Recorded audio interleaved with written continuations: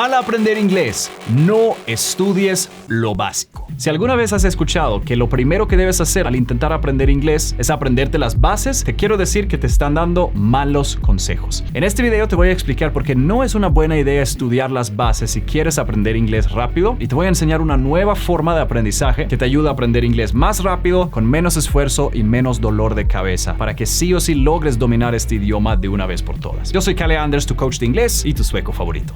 Empecemos. Primero, what are the basics of English? ¿Cuáles son las bases del inglés? Inmediatamente cuando pensamos en aprender un nuevo idioma, pensamos en aprender las bases. Cómo se estructura oraciones en el tiempo presente, en el tiempo pasado, en el tiempo futuro. Cuáles son las palabras más usadas. Cómo se conjuga verbos en diferentes tiempos verbales. En inglés, en las clases básicas, siempre se habla del verbo to be. Entonces, estudiar las bases significa estudiar las reglas y explicaciones gramaticales. Number 2. Natural order of language acquisition. Orden natural de la adquisición de idiomas. Ahora que vaya continuando aquí con el video, quiero que siempre tengas en mente cómo son las clases normales en una escuela, una academia o con un profesor, típicamente, cuando te empiezan a enseñar el inglés. Según la ciencia de aprendizaje de idiomas, existe un orden natural por el cual se aprende las estructuras de cada idioma. Y ese orden depende de cuál sea tu idioma nativo y el idioma que estás aprendiendo. Una de las estructuras que más rápido se aprende, que está al principio de este orden natural, es el tiempo verbal continuous. I go,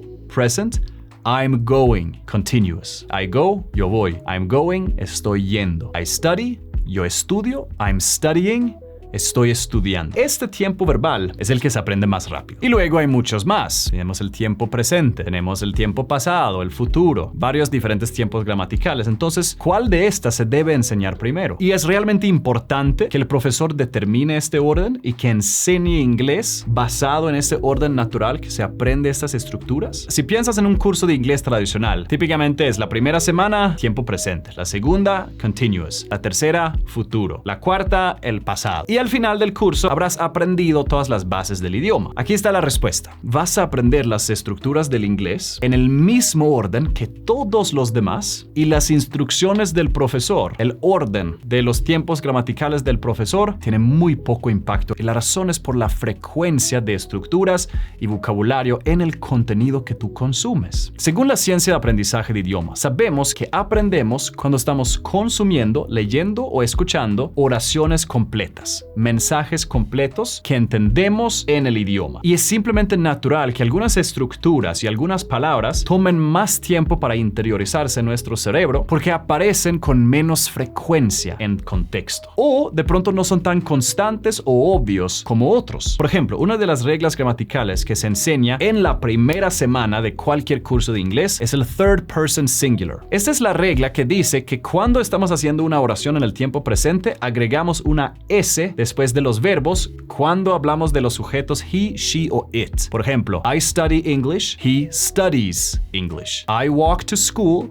she walks to school. I work, you work, he works. I study, you study, she studies. I watch, you watch, it watches. Esta es una regla realmente simple, ¿verdad? Es bastante sencilla de entender cuando un profesor nos la explica. Pero, ojo, esta regla es súper difícil de acordar o aplicar a la hora de hablar, incluso para hablantes avanzados de inglés, porque no es una estructura tan obvia y constante. Escucha esta oración. The man from the south of Sweden starts working every morning at 7 a.m. El hombre del sur de Suecia empieza a trabajar cada mañana a las 7 de la mañana. Muchísima gente, va a olvidar colocarle una S al verbo start en esta oración. ¿Por qué? Porque no es tan obvio. The man from the south of Sweden se podría intercambiar por he, él. He starts working every morning at 7 a.m. Entonces, cuando se pone así es más fácil. Pero como no es tan constante y no obvio, el orden natural de adquirir de verdad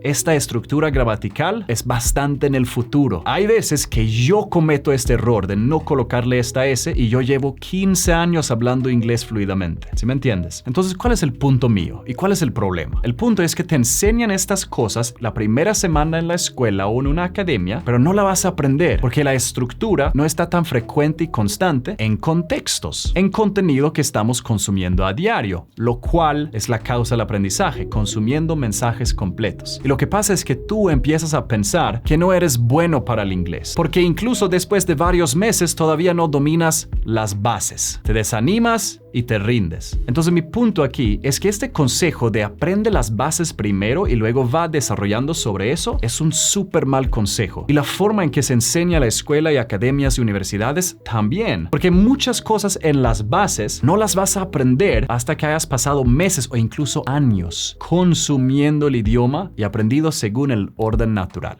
So, shouldn't teachers just look at the natural order of acquisition and teach according to that? Entonces, ¿no deberían los profesores simplemente mirar este orden natural y enseñar acorde a esto? Y la respuesta es no. Y eso suena intuitivamente como una buena idea, pero realmente no lo es. Porque no aprendemos idiomas a través de explicaciones. Aprendemos a través de exposición a mensajes. Las explicaciones del third person singular realmente debe ser un ajá, ok, para ti como aprendiz. Pero no algo en cual tú basas tu nivel de inglés. No algo que tú tengas que volver a pensar o recordar a la hora de hablar. Un profesor nunca debe centrarse en dar explicaciones gramaticales, sino enfocarse en proveerte material, contenido que puedes leer y escuchar. Contenido que realmente es divertido consumir. Para que no te desanimes después de unos días porque es aburrido, sino que es tan divertido que hace que logres mantener la constancia consumiéndolo. Y en ningún orden específico de gramática. Mientras lo que estés consumiendo sea en un nivel entendible, no importa qué tiempos gramaticales se usan, porque tú vas a aprender estos tiempos verbales en el orden natural de todos modos.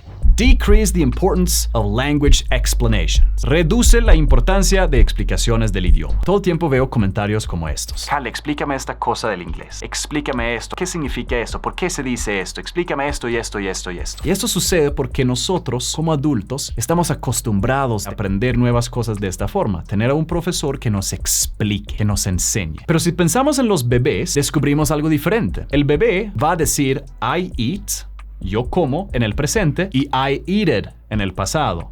Yo comí. Pero nosotros, adultos, que hemos estudiado un poquito de inglés, sabemos que eat es un verbo irregular. Y en el pasado no se dice eated, sino que se dice I ate. Yo comí. Pero lo que esto prueba es que el cerebro del bebé está funcionando de forma correcta. Porque el bebé 1,000,000 de veces ha escuchado verbos terminando en ed. Porque la gran mayoría de verbos son regulares. Y los verbos regulares terminan en ed en el tiempo pasado, ¿verdad? I walk, I walked.